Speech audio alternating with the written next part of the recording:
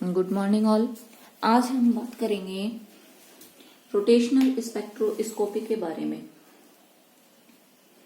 Rotational spectroscopy, इस spectroscopy को microwave spectroscopy भी कहते हैं।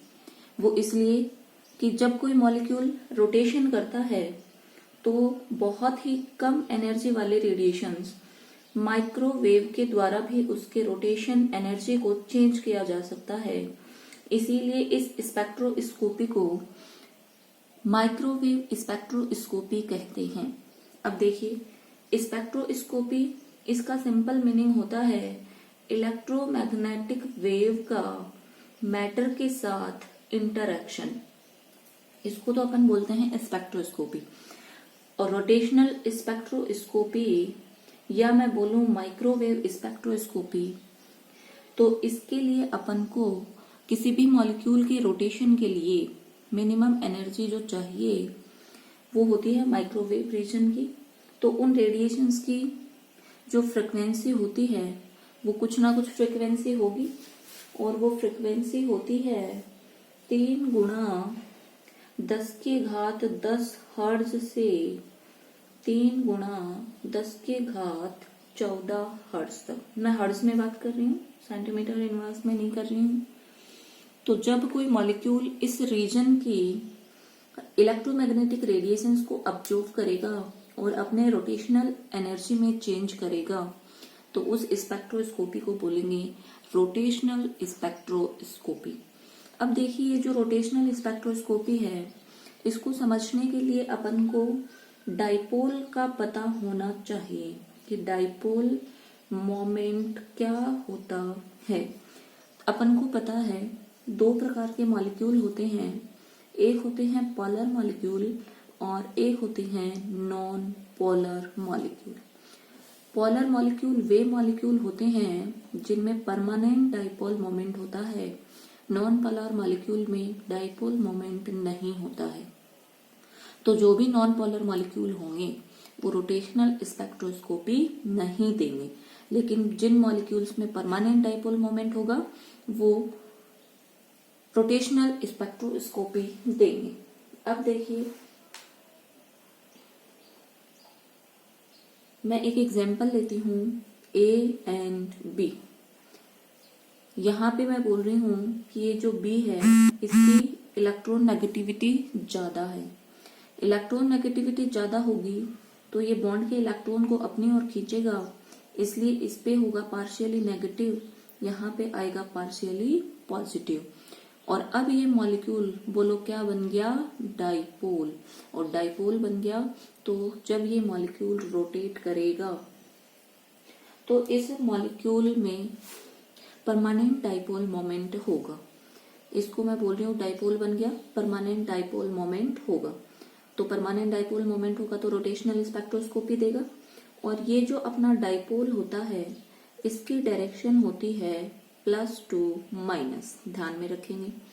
अब चूंकि ये डाइपोल मोमेंट है, ये वेक्टर क्वांटिटी है, और वेक्टर बोले तो सदिश राशि है, और अगर ये सदिश राशि है तो मैग्नीट्यूड के साथ साथ डायरेक्शन पे भी डिपेंड करेगा।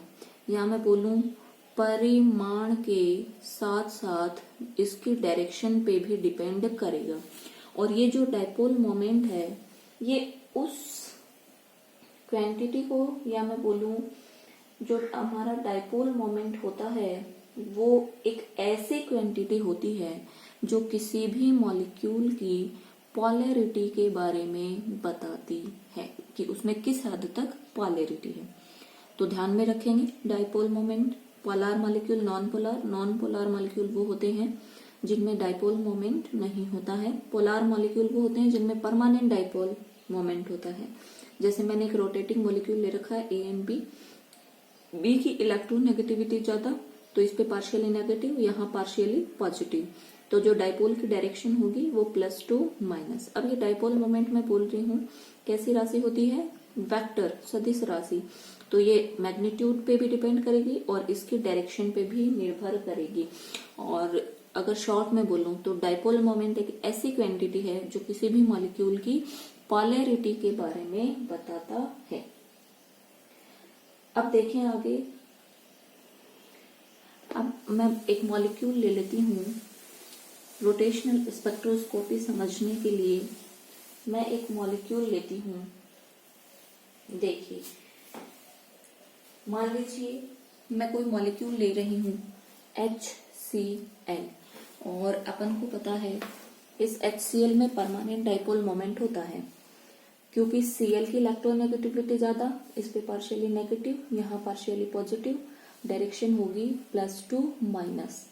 अब ये मॉलिक्यूल मेरा रोटेशन कर रहा है, तो जब ये मॉलिक्यूल रोटेशन करेगा तो इसके साथ साथ इसका इलेक्ट्रिक फील्ड भी रोटेट होगा, और जब इस मॉलिक्यूल पे इलेक्ट्रोमैग्नेटिक रेडिएशंस को डाला जाएगा तो जब इस रोटेटिंग इलेक्ट्रिक फील्ड की फ्रीक्वेंसी इलेक्ट्रोमैग्नेटिक रेडिएशंस के इलेक्ट्रिक फील्ड की फ्रीक्वेंसी के साथ मैच हो जाएगी, तब ये मॉलिक्यूल उस एनर्जी को अब्जॉर्व कर लेगा और हायर एनर्जी लेवल में चला जाएगा। आई होप आप लोगों को समझ में आया होगा। नहीं आया तो मैं देखो एक बार दोबारा बोलती हूँ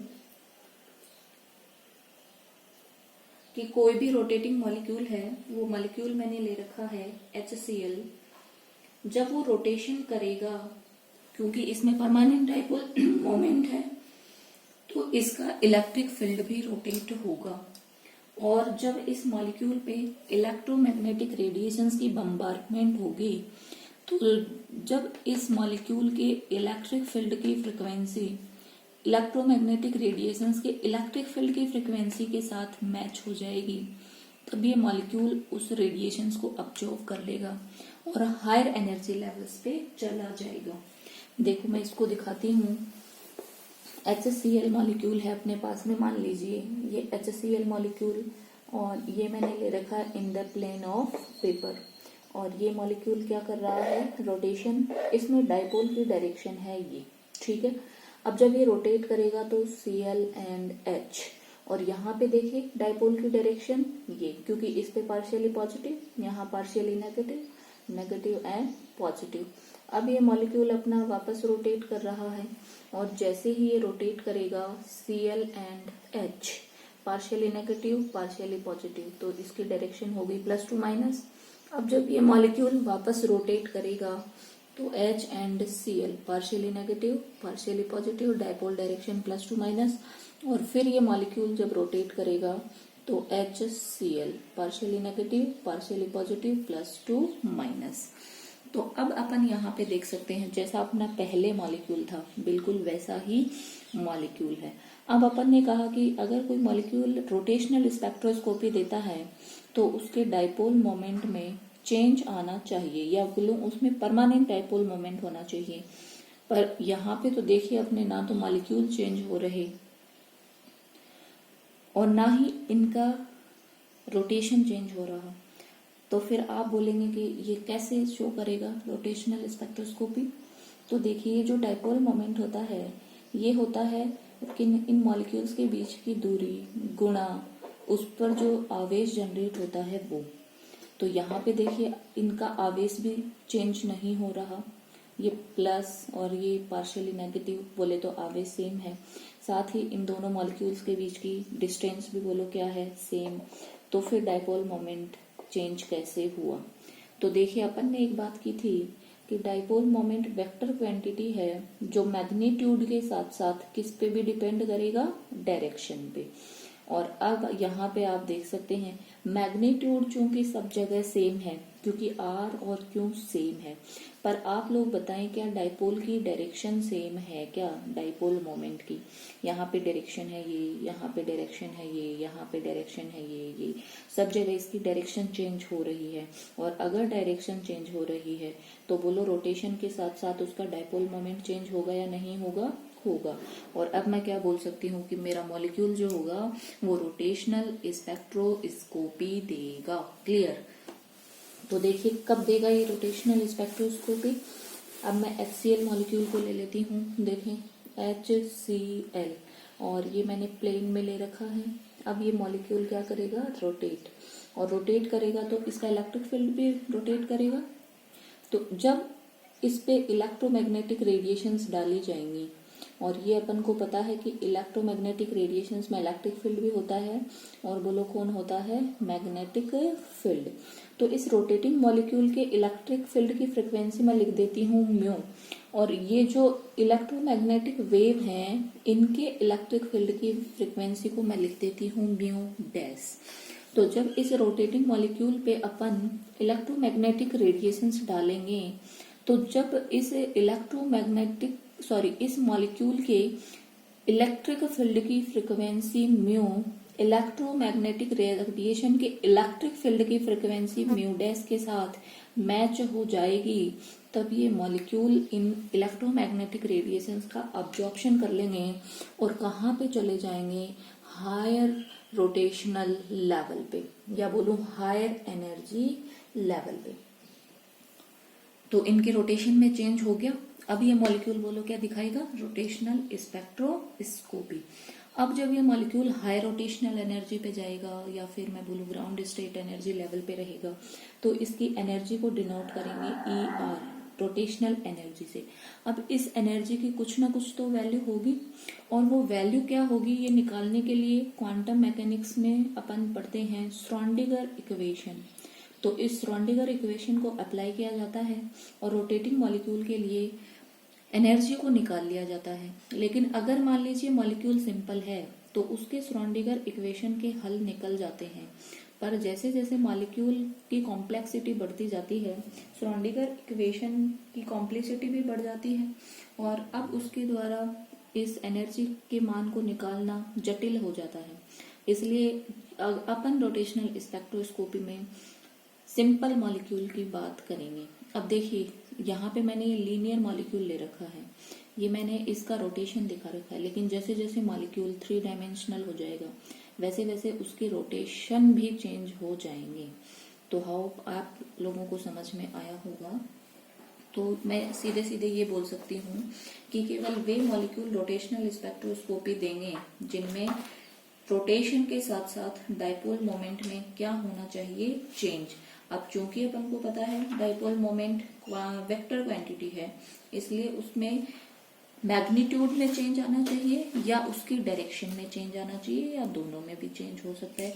तो वो डिपेंड करेगा यदि किसी मॉलिक्यूल की डायरेक्शन में, रोटेशन से डायरेक्शन में भी चेंज हो रहा है, या किसी मॉलिक्यूल की रोटेशन से मैग्नीट्यूड में चेंज आ रहा है, या दोनों में चेंज आ रहा है, तो वो मॉलिक्यूल रोटेशनल स्पेक्ट्रोस्कोपी देगा।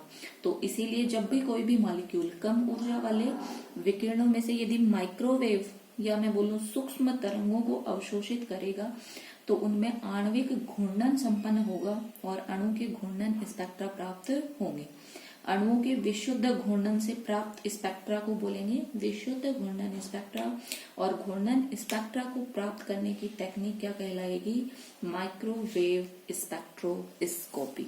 अब कल हम बात करेंगे एक डाई एटॉमिक मॉलिक्यूल और उसके एनर्जी लेवल्स के बारे में। Thank you.